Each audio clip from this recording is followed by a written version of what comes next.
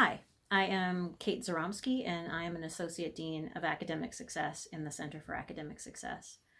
The topic I would like to talk to you about today is not exactly a study tip, but I think that it definitely relates to increased productivity and motivation, and so I think it applies. I like to talk to my students, even when we're not in the middle of a pandemic, about the fact that we expend a lot of energy throughout our day. That is, every time we go to class, every time we do homework, every time we engage in a club or organization, every time we go to work outside of class, when we spend time with friends and family, all of these things take energy. The analogy that I like to use is that we can think of ourselves as pitchers, and we're pouring out of that pitcher all day long. When you go to class, you're pouring out of that pitcher.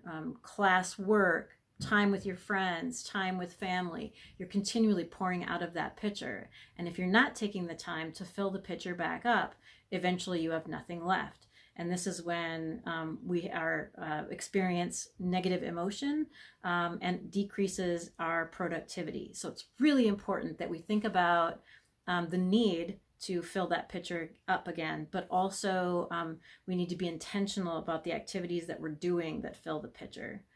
Sometimes we think the things that we're doing in our downtime are beneficial to us, that they do fill the pitcher, but I think that this is a very important thing to analyze. It takes some time to think about. So, video games, Netflix, social media, hanging out with your friends, all of those have the potential of refilling the pitcher, but they also have the potential of draining your pitcher. So we don't always come out of, let's say, an hour of social media use feeling good. Like sometimes that's a pitcher drainer. And so you do have to take a moment to say, like, is this the best thing for me to be doing right now? Is this going to make me fill my pitcher or help me fill my pitcher? Sometimes hanging out with friends is a pitcher filler. Sometimes it's not. Same with family, same with video games. A good gauge for that is that when you are spending time doing what you think are pitcher filling activities, ask yourself afterwards, do I feel better? Do I feel recharged? Do I feel refreshed?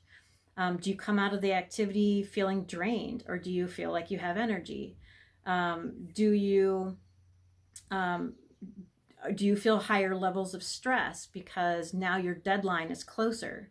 So to give you an example of what that might look like, think about how Netflix usage can be a drainer or a pitcher drainer or a pitcher filler.